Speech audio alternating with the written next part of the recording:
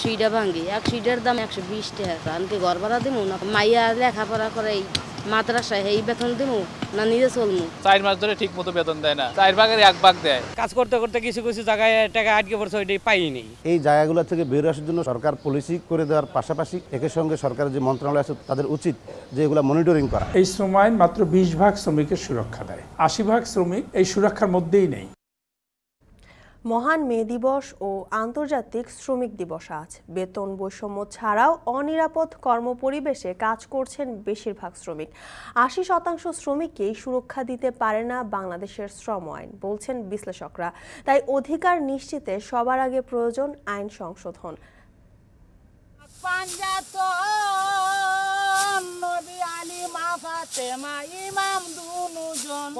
শেষ নাই, এই যে রোজ বান যাইতেছে, এটা তো সব আমরা রুজিতে যায়। জিনিসপত্রের দাম বেশি, যে রুজি দেয় আমরা রুজিতে আমরা হয় না। সারাদিন কষ্ট হলে 400 টাকা দেয়, বেড়াতে তো 600 700 800 হয়। ধানের দামও বাড়িয়ে দিলাম, কিন্তু আলটিমেটলি কি কৃষকরা লাভবান হবে না লাভবান হবে না, কারণ মধ্যস্বত্বভোগী কাজ করে বা ফুরিয়ারা কাজ করে, তাদের কারণে আমরা কিন্তু কৃষকদেরকে সঠিক ন্যায্য দামটা দিতে পারি না। শুধু ধান কাটা বা ধান লাগানো নিরানো না, এখন কৃষি যন্ত্র চালনের জন্য তাদেরকে দক্ষতা অর্জন করা প্রয়োজন এবং এই দক্ষ শ্রমিক প্রয়োজনে বিদেশেও নিজেদেরকে নিয়োজিত করতে পারবে। কৃষিজীবীরা এখনও শ্রমনীতির বাইরে এই উন্নয়নশীল বাংলাদেশে। সমান কাজ করেও মজুরি কম হাওড়াঞ্চলের নারী শ্রমিকদের। বিশেষজ্ঞরা বলছেন, কোনো সংগঠন, সমিতি বা ট্রেড ইউনিয়ন না থাকাতেই অধিকার ও দাবি আদায়ে পিছিয়ে আছেন কৃষি শ্রমিকরা। এ নিয়ে বিস্তারিত থাকছে এখন সকালে। পুরো আয়োজন নিয়ে সঙ্গে আছে আমি জানসিন জুথিকা।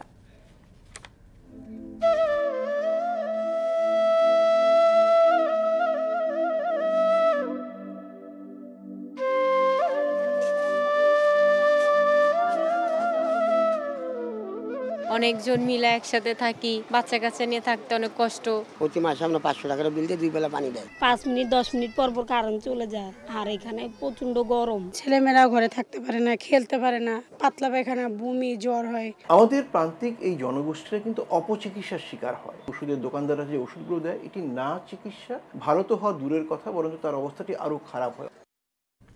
তীব্র গরম যেন আরো সংকট বাড়িয়ে তুলেছে শহরের ঘিঞ্জি বস্তিগুলোতে নিম্ন আয়ের মানুষের জীবনে।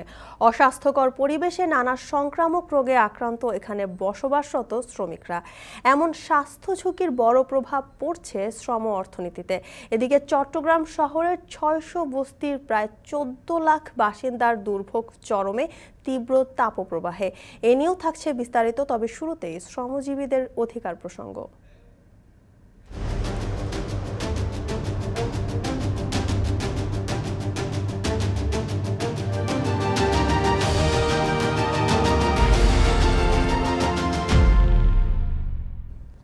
প্রকৃতির বৈরিতার কাছে হার না মানা খেটে খাওয়া মানুষরা যেন প্রতিনিয়তই হেরে যায় অনিয়মের কাছে।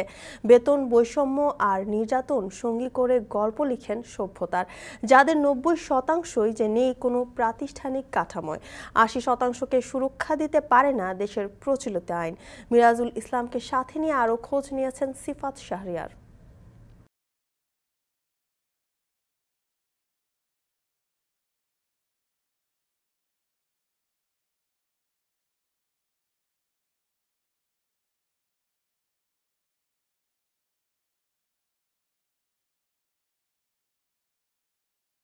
খোঁজ রাখেন এ যেমন আজ বৈশাখের কত তারিখ, তাপমাত্রা কত, বৃষ্টি নামবে কিনা, কিংবা বসন্ত আর কত দূর। হয়তো রাখেন কিংবা স্বেচ্ছায় ভুলে থাকেন, তবে তালতলার ষাটোর্ধ্ব সেতারা বেগম টানা তাপ প্রবাহ কাজে আসতে ভুলেন না। কারণ স্বামী বিয়োগের পর ডাল চালের দায়িত্বটা যে তার কাঁধে। জায়গায় আমাকে রোজ দেয় 300 টাকা রোজ দেয়, 20 টাকা নাস্তা খাওয়ায়, বয়স্ক ভাতা পাই, এটা বিধবা কার্ড পাই, আমরা কিছু পাই না। আর মুন্সিখোলার ইটভাঙা শ্রমিক তাসলিমা যেন আরও অসহায়। শারীরিক সীমাবদ্ধতা থাকায় পায়ের সাহায্যে চালান হাতের কাজ, যার কাছে ন্যায্য হিস্যার চেয়ে কাজ হারানোর ভয় বেশি গুরুত্বপূর্ণ। প্রতিদিন মনে করেন 100টা ভাঙ্গি, 100টার দাম মনে করেন 120 টাকা। আমি ঘর ভাড়া দিব না, পানির বিল দিব না, মাইয়া লেখাপড়া করে মাদ্রাসায় এই বেতন দিব না নিজে চলমু, নিজে চলা একটু কাপড় চোপড় তো লাগে, ওষুধ বড়ি তো লাগে। দেশের রপ্তানির শক্তিঘর বলা হয় যে খাতকে, সেই পোশাক খাতের শ্রমিকরাই যেন সবচেয়ে বেশি বৈষম্যের শিকার। 2023-এ 171টি শ্রমিক আন্দোলনের 110টি হয় এই খাতে। আর শ্রমিকদের অসন্তোষের সবচেয়ে বড় কারণ ছিল বকেয়া বেতন আদায় ও বেতন বৃদ্ধি নিয়ে। বছর শেষে ন্যূনতম মজুরি ঠিক করে দেয়া হলেও অনেক পোশাক শ্রমিকের ভাগে এখনো মেলেনি সেটি। ছোট ছোট ফ্যাক্টরি, এখানে বেতন দেওয়া চলে না। এরা 6,000 টাকা বা 5,000 টাকা দেয়। অনেকবার গেছি, অনেক কান্নাকাটি করছি যে আমরা গরিব, আমরা চাই আমাদের বেতনটা আমরা যেন পাই। 4 মাস ধরে ঠিক মতো বেতন দেয় না, 4 ভাগের 1 ভাগ দেয়, আর দেয় না। এভাবে চলবে কিভাবে? তাই সময় মতো টাকা দিলে লাভ হইতো, ছেলেপুলেলে সুখে শান্তিতে খাইতে পারতাম। বেতন বৈষম্য ছাড়াও চরম নিরাপত্তাহীনতার সঙ্গী করে কাজ করছেন বেশিরভাগ শ্রমিক। গত বছরে কর্মক্ষেত্রে দুর্ঘটনায় আহত 489 জন শ্রমিক, যেখানেও এগিয়ে পোশাক খাত। একই সময় নিহতের সংখ্যা 742 জন। নিহতর সংখ্যার তালিকায় শীর্ষে পরিবহন, নির্মাণ ও কৃষিখাত। কর্মক্ষেত্রে নির্যাতনের শিকার হয়ে মৃত্যুর সংখ্যাও কম নয়, যেখানে রিক্সা শ্রমিক, নিরাপত্তা ও গৃহকর্মীরা বেশি ভুক্তভোগী। কাজ করতে করতে কিছু কিছু জায়গায় টাকা আটকে পড়ছে, ওইটাই পাইনি।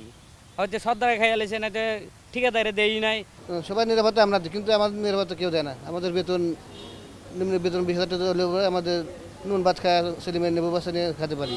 আমরা সাইড মাসালে যখন কাজ করি তখন ঝুলন্ত মাসালে চলে, হয়তো কোনো সময় সেফটি থাকে, কোনো সময় চলে না, এভাবেই চলতে থাকে। বেতন বৈষম্য, নির্যাতন ও ন্যায্য অধিকার আদায়ে এসব সংবাদ যে গণমাধ্যম প্রতিনিয়ত তুলে ধরে, তারা কি এড়াতে পেরেছে অনিয়ম? সংবাদকর্মীরা কতটা পাচ্ছে ন্যায্য অধিকার? 80-90 দশকের দিকে এগুলো আমরা কখনো দেখিনি। জাস্ট 2000 থেকে যেটা আমরা এগুলো লক্ষ্য করলাম, বিএসএস ছাড়া 9th ওয়েস্ট বোর্ড কোনো পত্রিকা ইমপ্লিমেন্টেশন করছে আপনি দেখাতে পারবেন না। এটা তো একটা বিশাল বৈষম্য। এটি পত্রিকায় আপনার 13 মাসের বেতন বকেয়া রয়ে গেছে। সেক্ষেত্রে ওই পত্রিকারে আবার যখন মিটিং হয়, সেখানে বলা হচ্ছে যে গত 1 মাস 2 মাস ধরে গার্মেন্টস শ্রমিকরা বেতন পাচ্ছে না, আপনারা কি করেন, আপনারা রিপোর্ট করছেন না কেন? এই জায়গাগুলো থেকে বেরিয়ে আসার জন্য সরকার পলিসি করে দেওয়ার পাশাপাশি একই সঙ্গে সরকারের যে মন্ত্রণালয় আছে, তথ্য মন্ত্রণালয়, তাদের উচিত যে এগুলো মনিটরিং করা। শ্রম বিশেষজ্ঞরা বলছেন, বাংলাদেশে শ্রম আইন 80% শ্রমিককেই সুরক্ষা দিতে পারে না। অধিকার নিশ্চিতে আগে প্রয়োজন আইন সংশোধন। এই শ্রম আইন মাত্র 20 ভাগ শ্রমিকের সুরক্ষা দেয়।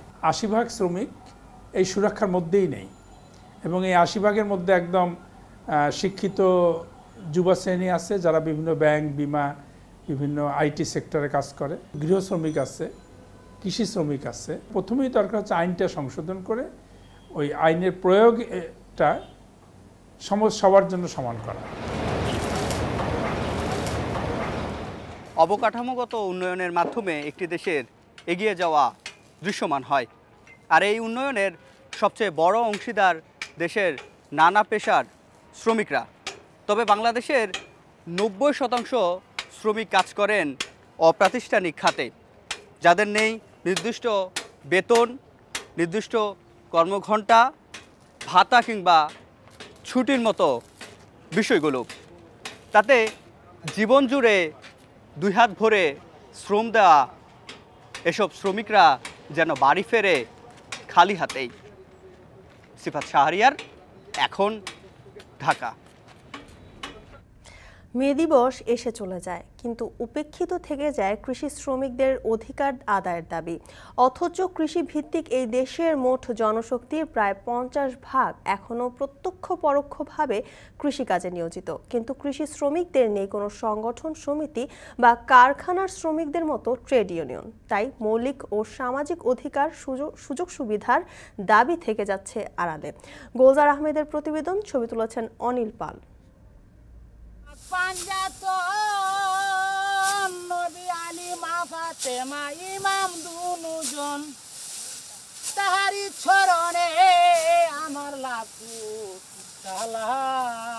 দেশে সংখ্যাগরিষ্ঠ শ্রমিকের সংখ্যা এখনও কৃষিকাজে নিয়োজিত। খাদ্য নিরাপত্তা অনেকাংশই যাদের উপর নির্ভর করে একবিংশ শতাব্দীতে এসে উন্নয়নশীল বাংলাদেশে আজও তারা শ্রমনীতির বাইরে। শ্রমঘণ্টার শিকলে আবদ্ধ না থাকা এই বিশাল জনগোষ্ঠী তাই যুগ যুগ ধরে বঞ্চিত হচ্ছেন রাষ্ট্রের অর্থনৈতিক, স্বাস্থ্য ও সামাজিক সুরক্ষা থেকে। করে মাথা আর পিঠা, তাদের চরণে আমার লাখ কোটি সালাম। তাহিরপুরে শনির হাওরে 12 জন শ্রমিক ধান কাটায় ব্যস্ত। তারই একজন 60 ঊর্ধ্ব রোশন আলী। পরনের পোশাকে বেশ কয়েক জায়গায় সেলাই দেয়া, চেহারায় ফুটে ওঠে দারিদ্রতার স্পষ্ট ছাপ। রোদবৃষ্টি উপেক্ষা করে ধান কাটা থেকে শুরু করে কাঁচা ধানের বোঝা মাথায় নিয়ে মাইলের পর মাইল হেঁটে গৃহস্থের উঠান পর্যন্ত পৌঁছে দিতে হয় তাকে। এভাবে 40 বছর ধরে প্রতি বৈশাখেই হাওরে শ্রম দেন তিনি। ধান কাটতে কাটতে কালো দাড়ি সাদা হয়েছে তার, কিন্তু ভাগ্যের পরিবর্তন হয়নি। প্রচুর কষ্ট হয়েছে, কষ্ট কোনো শেষ নাই। এই যে রোদ বান যাইতেছে, এটা তো সব আমরা ভিতরে যায়। এই পর্যন্ত কোনো কিছু করতে পারলাম না, লাভুরি লেগে কোনো কিছু করতে পারলাম না। আর করতে পারবো কি না এটা বলতে পারি না। বৈশাখ জ্যৈষ্ঠ মাসে ঝড় বৃষ্টির দাপট, সঙ্গে হঠাৎ বজ্রপাতে জীবনের ঝুঁকিও। এসবের মধ্যে প্রতিদিন রোদ বৃষ্টি মাথায় নিয়ে হাওড়াঞ্চলে কাজ করেন অন্তত 8 লাখ শ্রমিক। তারাও রোশন আলীর মতো শ্রমের প্রকৃত মজুরি থেকে বঞ্চিত। দিন শেষে যা পান সেই আয়ে সংসারের টানাপোড়ন শেষ হয় না তাদের।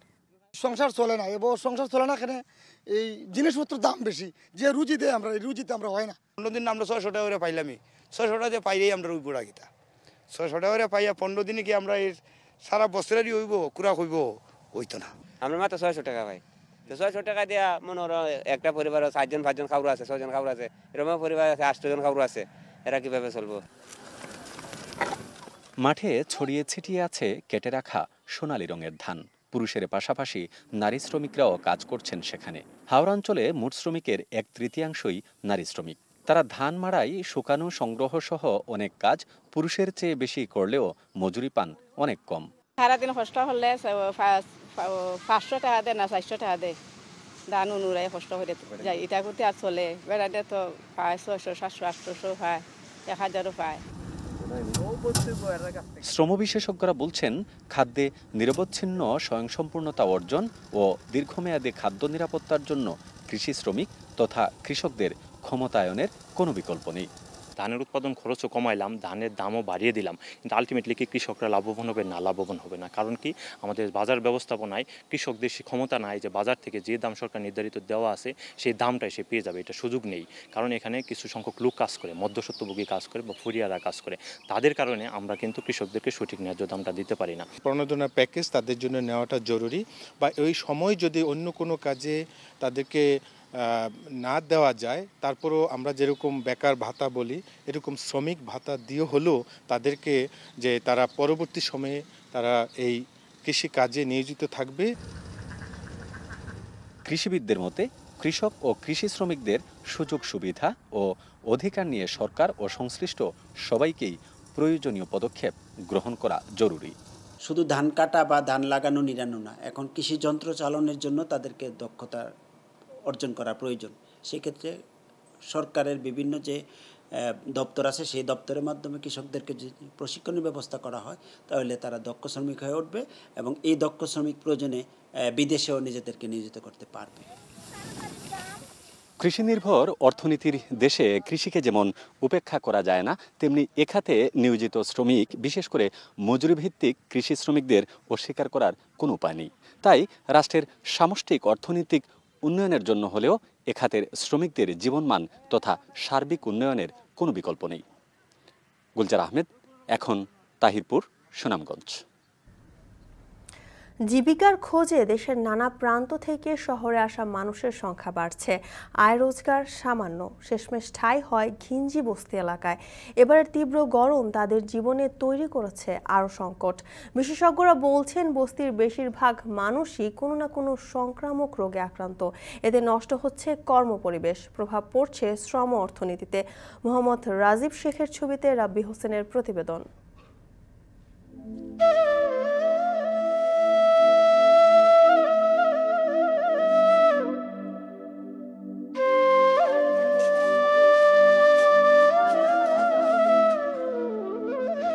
করাইল বস্তির এই সরু গলির দিকে নিষ্পলক তাকিয়ে নীলুফা আক্তার।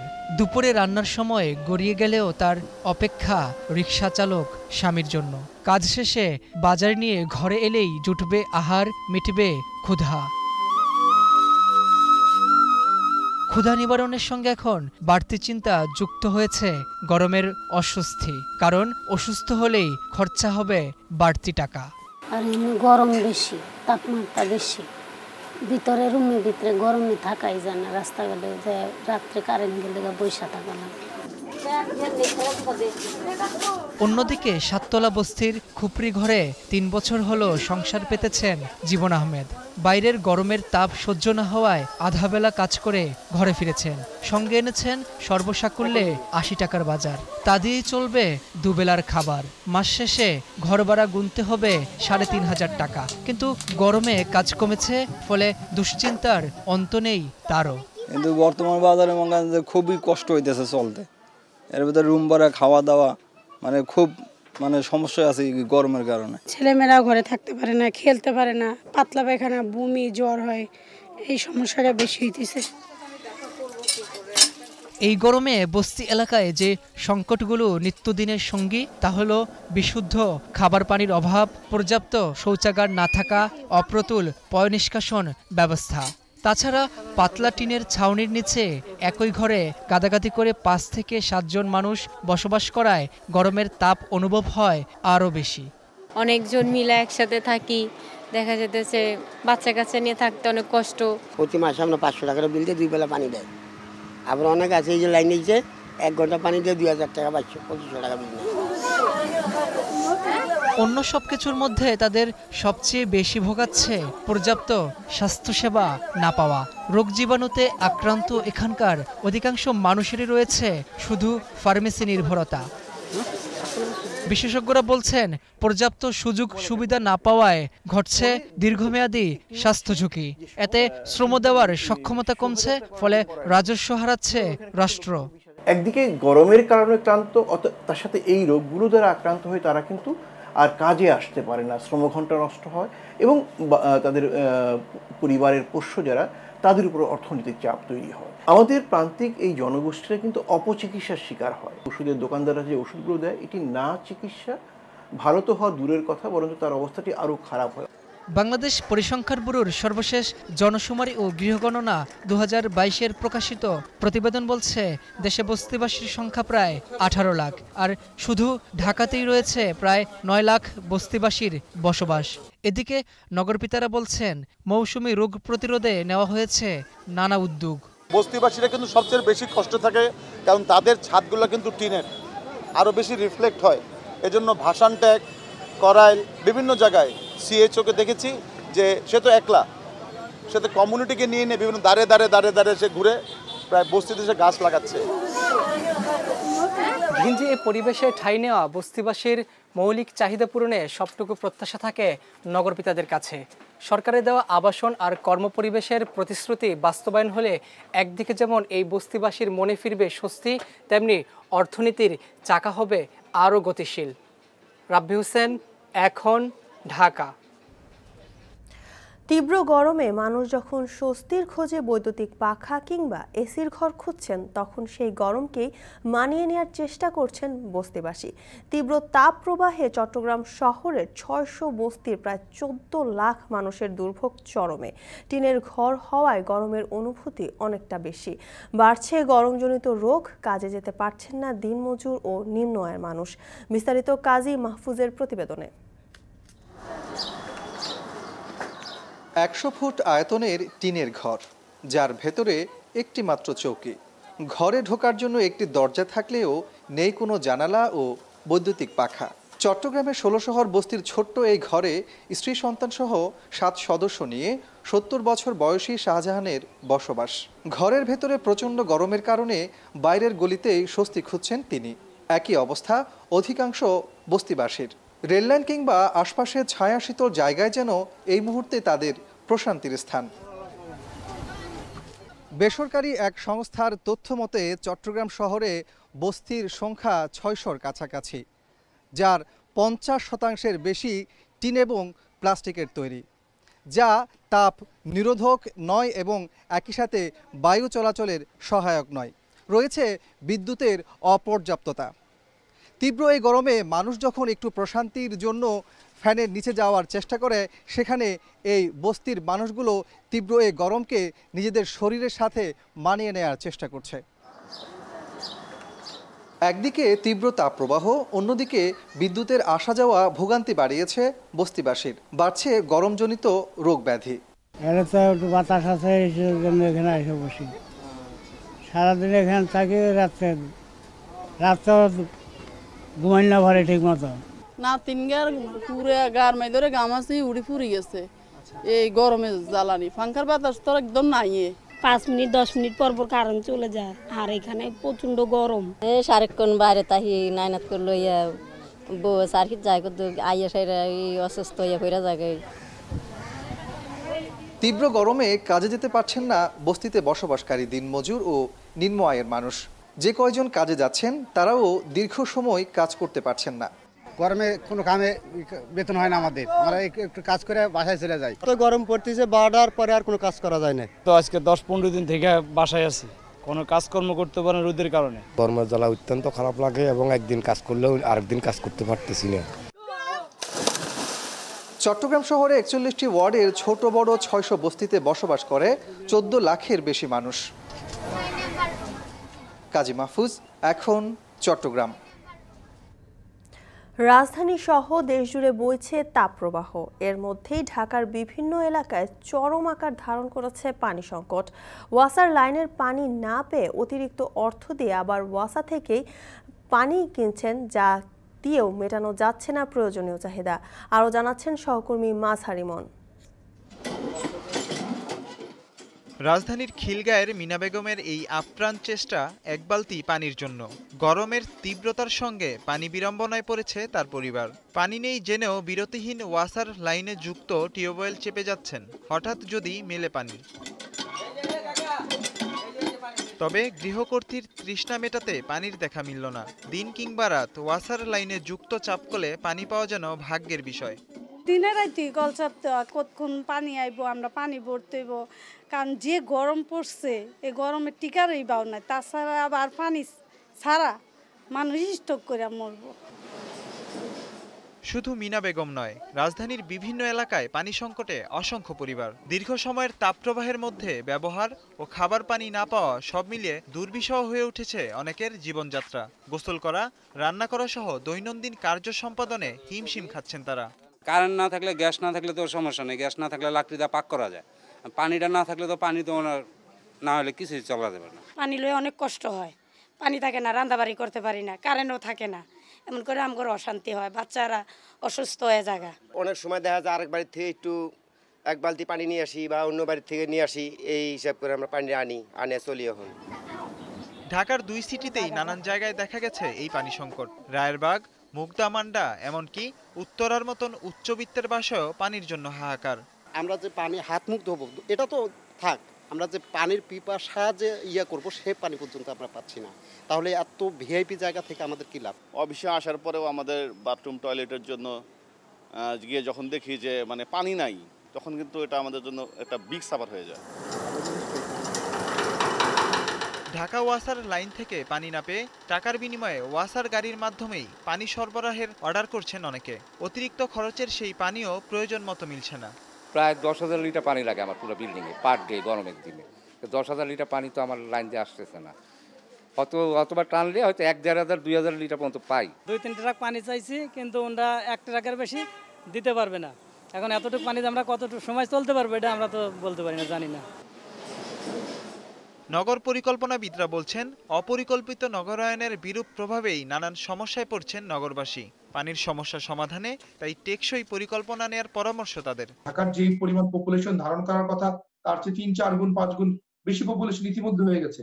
এই জন্য ঢাকার বিকেন্দ্রীকরণ ছাড়া এবং এই যে টেকসই পানি ব্যবস্থাপনা ছাড়া আমরা সনাতনী পদ্ধতি ভূগর্ভস্থ পানি উত্তোলন করতেই থাকলে আমরা কখনোই আমাদের জীবশীত যে পানির যে টেকসই সমাধান এটা পাবো না। এই জন্যই আমাদের নগরায়ণ প্রক্রিয়া এবং পানির ব্যবস্থাপনায় যেন ভূগর্ভস্থ পানির উপরে নির্ভরশীলতা কমাতে পারি সেই ধরনের সেদিকে মনোনিবেশ করা দরকার। ঢাকা বিভাগের পশ্চিমাঞ্চলে আরও 48 ঘন্টা হিটওয়েভ অব্যাহত থাকার আভাস দিয়েছে আবহাওয়া অধিদপ্তর, যাতে পানি সংকট আরও ঘনীভূত হওয়ার শঙ্কা নগরবাসীর। মাজহার ইমন, এখন ঢাকা। টানা 2 মাসের নিষেধাজ্ঞা শেষে শরীয়তপুরের পদ্মা নদীর 20 কিলোমিটার অভয় আশ্রমে মাছ শিকার শুরু করেছে জেলেরা। মাছ ধরার ব্যস্ততা, দরদাম এবং ঘাটগুলোর কর্মচাঞ্চল্য নিয়ে বিস্তারিত জানাতে সুরেশ্বর মাছ ঘাট থেকে যুক্ত হচ্ছেন সহকর্মী কাজী মনিরুজ্জামান। মনির জানাবেন 2 মাসের নিষেধাজ্ঞা কতটুকু কার্যকর হয়েছে এবং শরীয়তপুরের ঘাটগুলো জেলেদের ব্যস্ততা কেমন দেখছেন? হ্যাঁ জ্যোতিকা, আসলে 2 মাস পর এই পদ্মা তীরের যে নদী পাড়ের যে ঘাটগুলো রয়েছে, মাছের আড়তগুলো রয়েছে, সেখানে কিন্তু বেশ কর্মচঞ্চল আমি দেখছি। ভোর থেকেই জেলে, পাইকার এবং ব্যবসায়ীদের কিন্তু হাঁক ডাকে একেবারে কর্মমুখর হয়ে উঠেছে এই নদী তীরগুলি। তবে যতটা দেখেছি যে আজকে কিন্তু সেভাবে মাছ পায়নি জেলেরা। জেলের সংখ্যা আজ গত রাতে যে 12টার পর থেকে কম সংখ্যক জেলে নেমেছেন এমনটা জেলেরা বলছেন। আর যদি বলি যে কতটা সফল হয়েছে, সেক্ষেত্রে কিন্তু মিশ্র প্রতিক্রিয়া রয়েছে। আমরা জেলেদের সাথে কথা বলেছি, তারা বলেছেন যে সরকারের এই আইন কিন্তু তারা পুরোপুরি মেনেছেন এবং মেনে গত রাত থেকেই নদীতে নেমেছেন এবং সেক্ষেত্রে তারা সেই আশানুরূপ মাছ তারা পায়নি। আর স্থানীয় যারা আছেন তারা বলছেন যে আসলে এই 2 মাস সেভাবে অভিযান সফল হয়নি। নদীতে জেলেরা নেমেছেন এবং তারা মাছ ধরেছেন, যার কারণেই 2 মাসের অভিযান শেষেও কিন্তু সেভাবে নদী তীরে যেই জেলে নৌকাগুলো আসছে সেই নৌকাগুলোতে সেভাবে তারা মাছ দেখছেন না। আর এই সফল না হওয়ার কারণেই কিন্তু এমনটা ঘটেছে, এমনটা কিন্তু আমাদের।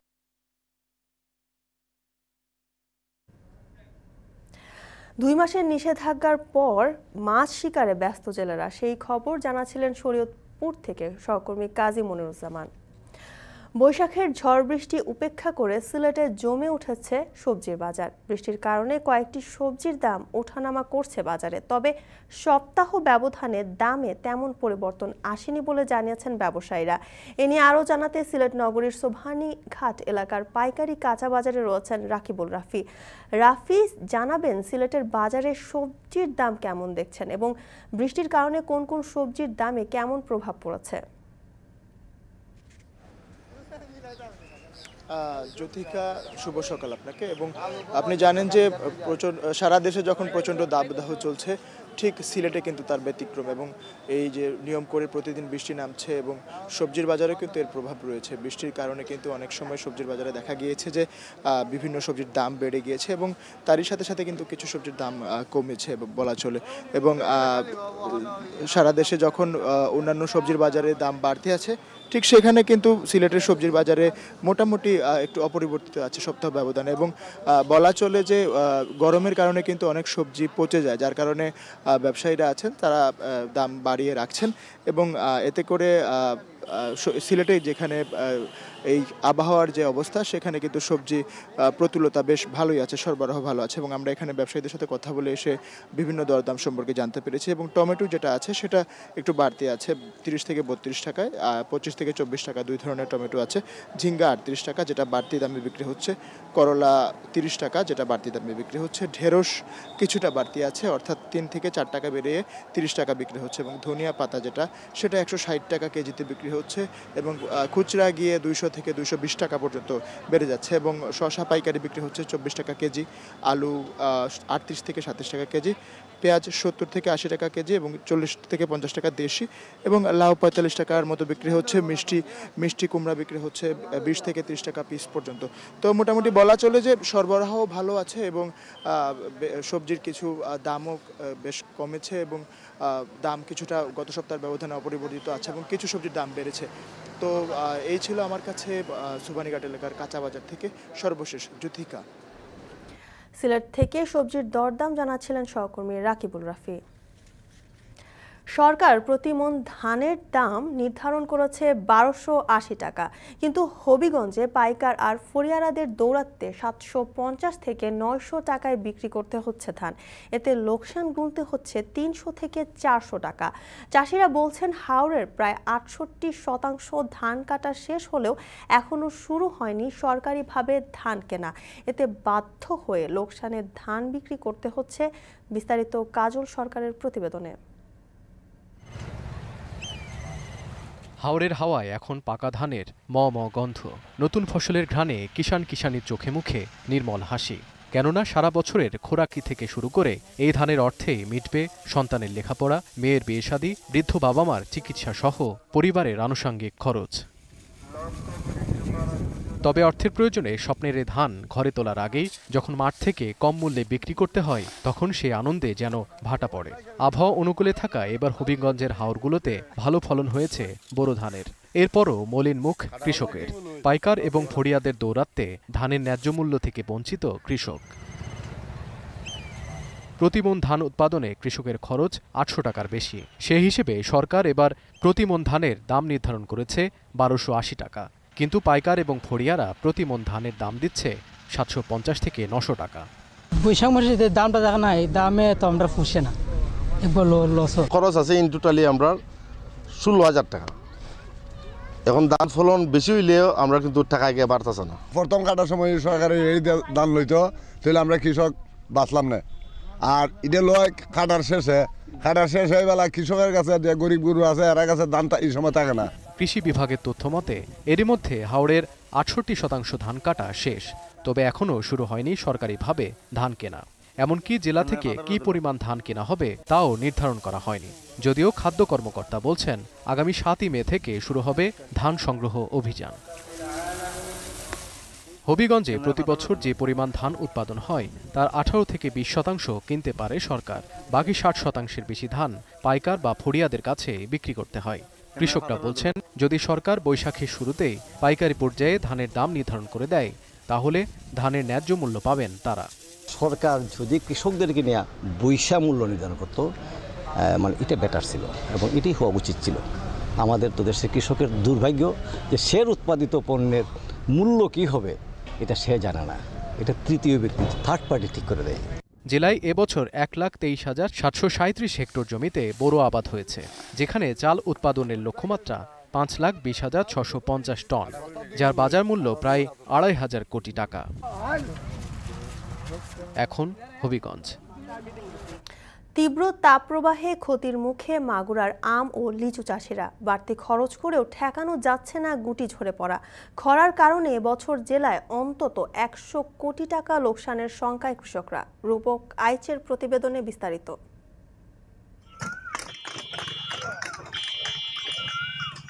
বৈশাখের খরতাপে খাঁ করছে চারপাশ, উত্তাপে পুড়ছে পিচঢালা পথ। তারপরও কোকিল থামায়নি তার কুহু সুর। তবে সেই সুর আনন্দ জাগায়নি মনু মিয়ার মনে। কেননা বৈশাখের তাপদাহে স্বাভাবিকের চেয়ে ৫ গুণ বেশি খরচ করেও ঝরে যাচ্ছে তার বাগানের লিচু। শুধু মনু মিয়া নয়, তার মতো এমন দুশ্চিন্তায় মাগুরার হাজারো লিচু চাষি। অন্তত ৩০টি গ্রামের ২০০০ কৃষকের প্রধান আয়ের উৎস লিচু বাগান। বছর জুড়ে কিভাবে চলবে সংসার তা নিয়ে দুশ্চিন্তায় তারা। সমস্যা সমাধানে কৃষি বিভাগ থেকেও সহায়তা না পাওয়ার অভিযোগ তাদের। কৃষি অধিদপ্তরে যে ব্লক সুপারভাইজার আছেন উনি আমাদেরকে তেমনটা কোনো খোঁজ খবর নেন না। তাপমাত্রার কারণে লিচু ঝরে যাচ্ছে, এখন স্পট পড়ছে, এইসব কারণে দানা মোটানোর দাম পাওয়া যাবে না, বাজারে মূল্য পাওয়া যাবে না। যে তাপমাত্রা তাতে আমরা লিচু বিক্রি করতে পারবো কিনা এর কোনো নিশ্চয়তা নাই, কারণ ঠোসা পড়ে পড়ে সব পুড়িয়ে নষ্ট হয়ে যাচ্ছে। বৃষ্টি যদি ২-১ দিন না হয় তাহলে মনে করো আমাকে পথে বসে যেতে হবে। আমের বাগানেও নেই সুখবর। আবহাওয়ার কারণে এবছর মুকুল এসেছে কম, খরায় ঝরে যাচ্ছে অধিকাংশ গাছের গুটি।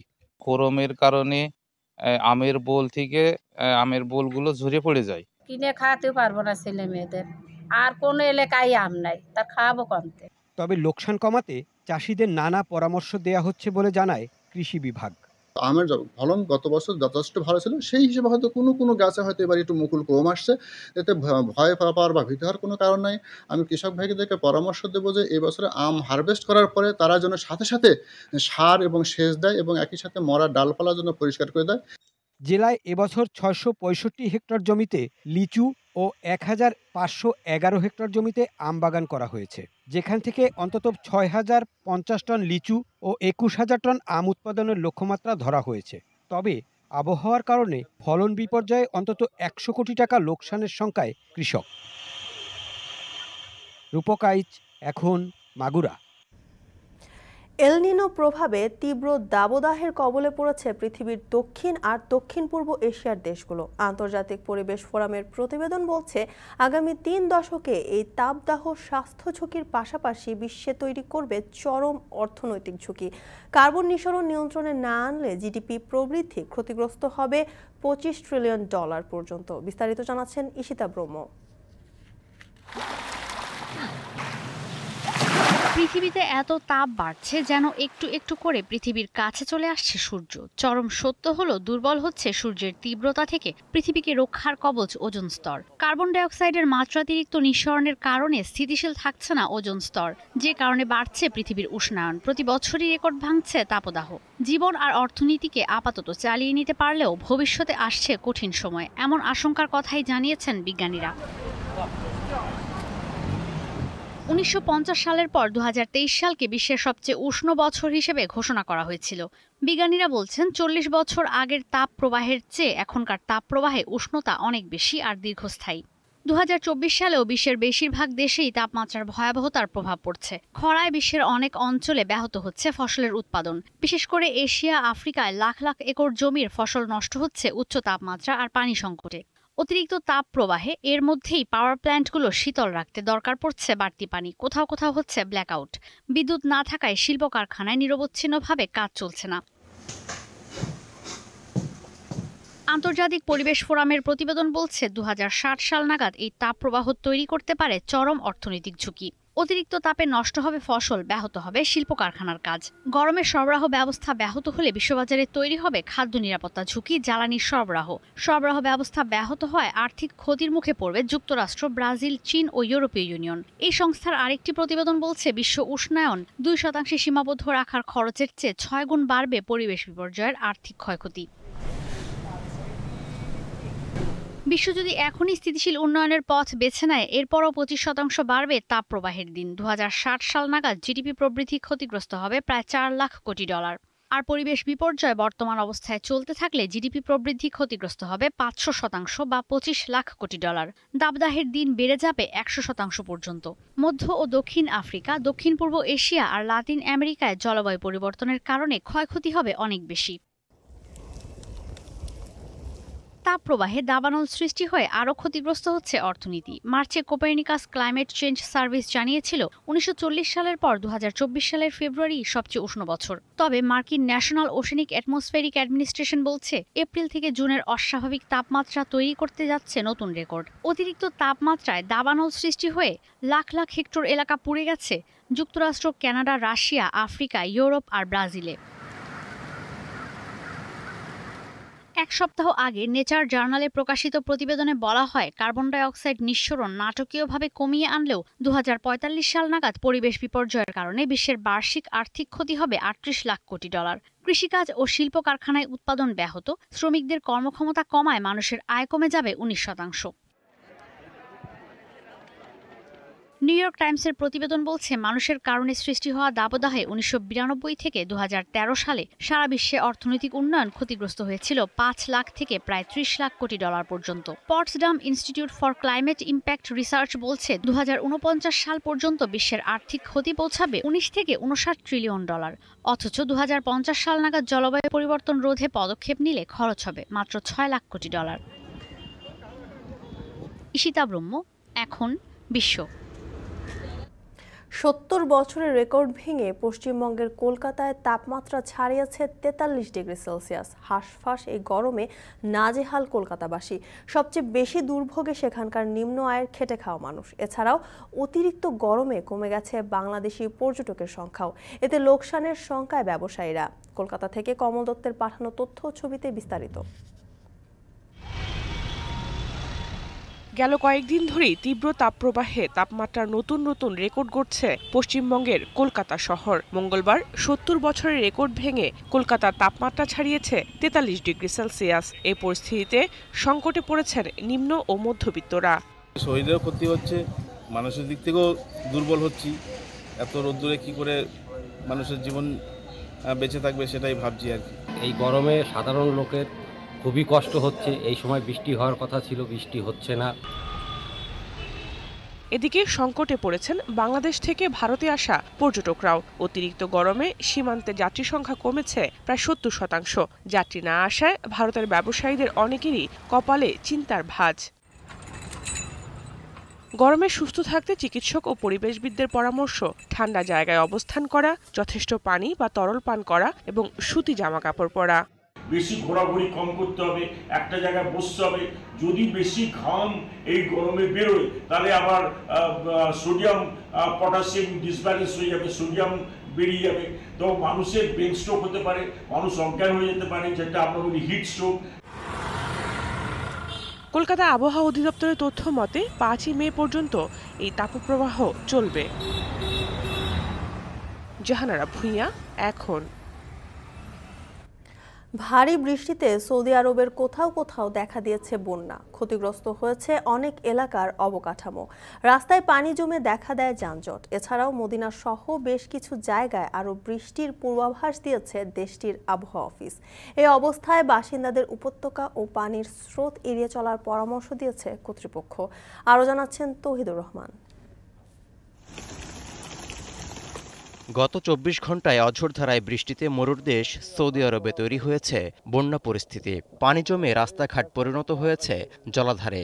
অনেক জায়গায় রাস্তায় চলাচল করা গাড়ি পানিতে তলিয়ে যাওয়ায় স্থবিরতা নেমে আসে সড়ক যোগাযোগ ব্যবস্থায়। এমনকি বিভিন্ন অঞ্চলের বাড়িঘর ও দোকানপাটে ঢুকে পড়েছে বৃষ্টির পানি। ক্ষয়ক্ষতির শিকার হয়েছেন সাধারণ মানুষ। দেশটির জাতীয় আবহাওয়া কেন্দ্রের তথ্য বলছে, এদিন সবচেয়ে বেশি বৃষ্টি হয়েছে মদিনায়। তাই মদিনার জন্য জারি করা হয়েছে সর্বোচ্চ সতর্কতা। এছাড়া আরও বজ্রসহ বৃষ্টি ও ঝোড়ো হাওয়া বয়ে যাওয়ার পূর্বাভাসও দেওয়া হয়েছে। এমনকি সাধারণ মানুষকে সতর্ক থাকার আহ্বান জানিয়েছে মদিনা অঞ্চলের সিভিল ডিফেন্স অধিদপ্তর। বৃষ্টির সময় উপত্যকা ও জলাধারগুলো থেকে দূরে থাকার আহ্বান জানিয়েছে কর্তৃপক্ষ। কৃষি পণ্য পরিবহনের রাস্তাগুলো দিয়ে চলাচলের সময় বিশেষভাবে সতর্ক থাকতে বলা হয়েছে। এছাড়া শুক্রবার পর্যন্ত মাঝারি থেকে ভারী ও বজ্রসহ বৃষ্টির আশঙ্কা থাকায় মক্কা, মদিনা ও জেদ্দাসহ অনেক অঞ্চলের শিক্ষা প্রতিষ্ঠানের সব ধরনের পরীক্ষা পরবর্তী নির্দেশ না দেয়া পর্যন্ত স্থগিত রাখার সিদ্ধান্ত নেওয়া হয়েছে। এদিকে ইতোমধ্যেই অনেক এলাকায় জমে থাকা বৃষ্টির পানি নেমে গেছে বলে জানা গেছে।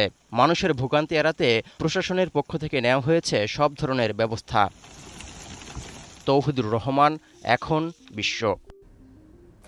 বিদেশি কর্মী নির্ভর মালয়েশিয়ার নানামুখী সংকটে প্রবাসীরা। কর্মসংস্থানের তুলনায় অতিরিক্ত কর্মী যোগানের ফলে নতুন পুরনো বহু বাংলাদেশি আছেন কর্মহীন।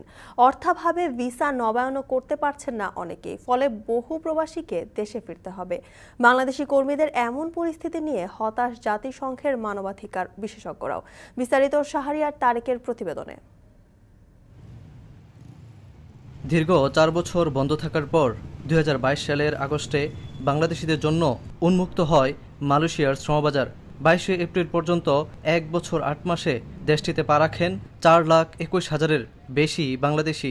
গুরুত্বপূর্ণ এই শ্রমবাজার চালুর পর থেকেই অতিরিক্ত অভিবাসন ব্যয়, চুক্তি অনুযায়ী কাজ না পাওয়ার মতো অভিযোগ নিয়েই চলতে থাকে। বাংলাদেশি কর্মীদের এমন পরিস্থিতি নিয়ে হতাশা ব্যক্ত করেছেন জাতিসংঘের বিশেষজ্ঞরাও। ভয়াবহ এই পরিস্থিতি মোকাবেলা করতে জরুরি ব্যবস্থা নেয়ার পরামর্শ দিয়েছেন বিশেষজ্ঞরা।